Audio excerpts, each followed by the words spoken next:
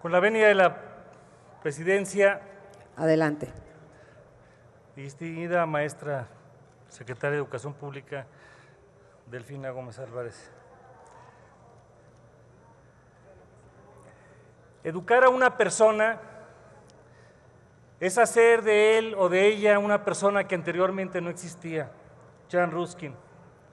A un siglo de la fundación de la Secretaría de Educación Pública, surge una reflexión con tres miradas: la del pasado, la del presente y la del futuro. Si nos preguntamos qué es educar, educar es un acto de amor, de visión y de esperanza. No existe una respuesta única, porque en realidad implica un todo, un proceso siempre inacabado. A través de la educación, las personas aseguran la creación y apropiación científica, poética, técnica, laboral y social de su entorno. El proceso educativo es muy complejo.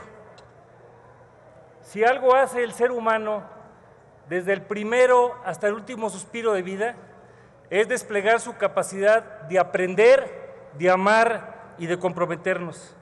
A veces inclusive aprendemos de manera inconsciente. ¿Cuál fue el camino? José Vasconcelos fue rector de la Universidad Nacional del 9 de junio de 1920 hasta el 12 de octubre de 1921, cuando pasó a ser secretario de Educación. Y en ese trayecto, desde que Vasconcelos asumió el cargo en la Universidad Nacional, personalmente empezó a redactar el proyecto de la ley de la Secretaría de Educación Pública.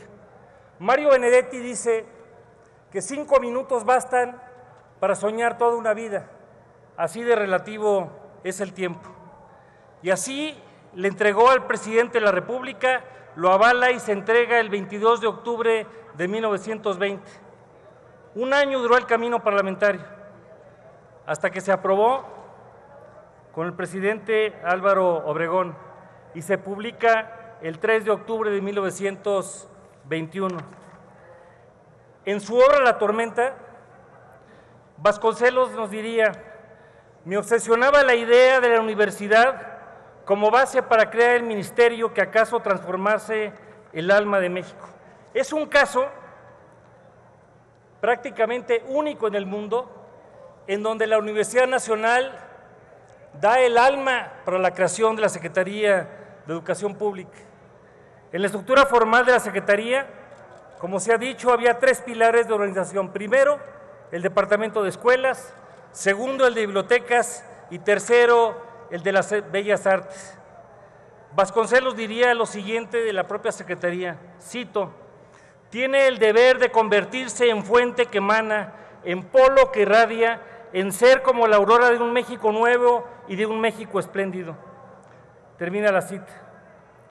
La SEP representó una esperanza en ese momento. Y en otro momento Vasconcelos diría sobre la propia Secretaría: está fundamentada sobre la relación esclarecida que beneficia a todos los hombres y mujeres mexicanos por igual. Este diseño representa un parteaguas desde la creación. Primero, porque representa la suma de voluntades del bienestar de las personas, bajo la premisa de que la educación debía ser la primera tarea del Estado. Y segundo, porque cristaliza un proyecto educativo nacional para orientar el proceso de una reconstrucción del país que venía de una revolución de mucha sangre, con polvo, lágrimas y muchas frustraciones. Por eso esta sesión es tan importante, porque ahí tenemos que poner al centro a la persona, única, irrepetible e insustituible, buscar su formación integral, su bien ser y su bienestar. Vasconcelos diría que tendríamos que hacer la construcción de una educación pública que no estuviera abonando a las letras muertas. Este espíritu de unidad y aspiración nace del deseo de aprender, y estos aniversarios nos invitan para entender que la pluralidad es una divisa y no un mal tolerado. Y solo en la unidad podemos construir. Previo a la creación de la Secretaría, ¿Cuál era el escenario? Más de 66% de la población era analfabeta. Teníamos 11,000 escuelas públicas, alrededor de 800,000 alumnos y menos de 10,000 maestros en el país. En el año de 1921, el 70% de la población vivía en zona rural en condiciones precarias. Este ideal de Vasconcelos era un compromiso para hombres y mujeres excepcionales cuya siembra aún se sigue cosechando. Hay avances. Tenemos un sistema educativo nacional con más de 35 millones de estudiantes. Hay más de 261,000 escuelas y poco más de 2 millones de maestros. Gozamos de diferentes tipos, modalidades e instituciones educativas. Hemos avanzado gradualmente en garantizar a las personas el derecho a la educación. Sin embargo, no podemos usar el pasado como un lugar de residencia, sino como un lugar de residencia. Actualmente, el 79% vive en localidades urbanas. Las entidades federativas participan cada vez más en el sistema nacional. Hoy la prioridad ya no es la alfabetización, pero sí el desarrollo integral de la persona, conocimientos, habilidades, valores, conductas, actitudes. Para poder admirar a esta Secretaría, también deberemos ser críticos. El propio Vasconcelos diría: México necesita salas muy amplias para discutir libremente y techos altos para que las ideas puedan expandirse sin estorbo.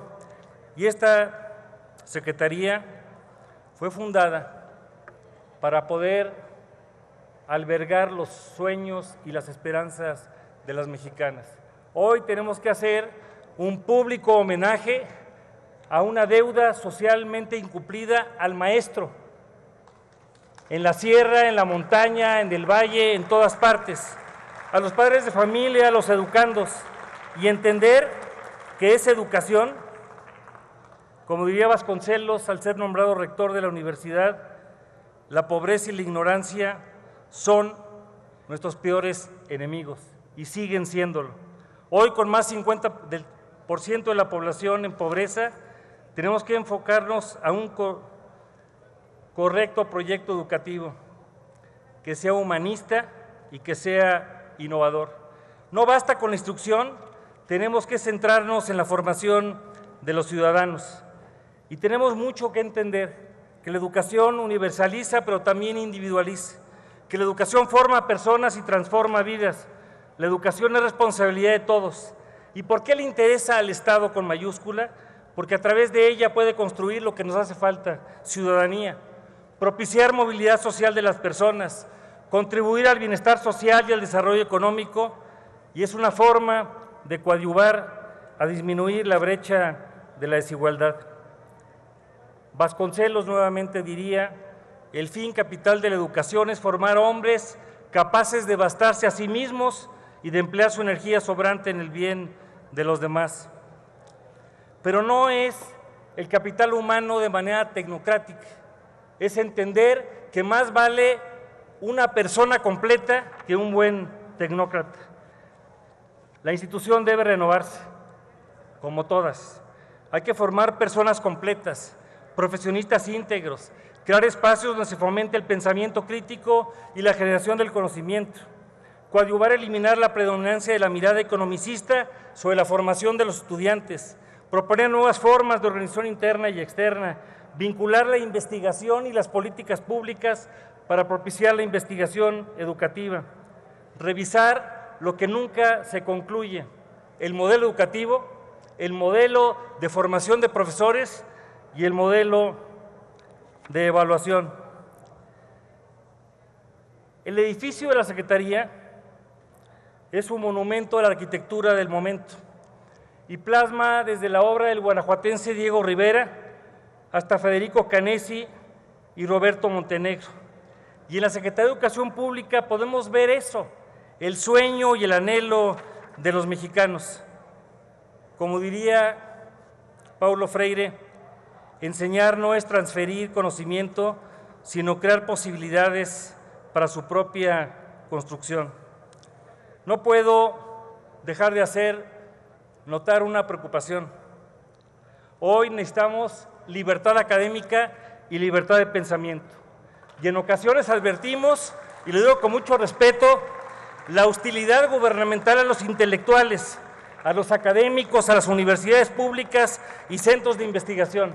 Yo quisiera una Secretaría de Educación Pública como lo soñó el educador Pablo Latapí, el Ministerio del Pensamiento.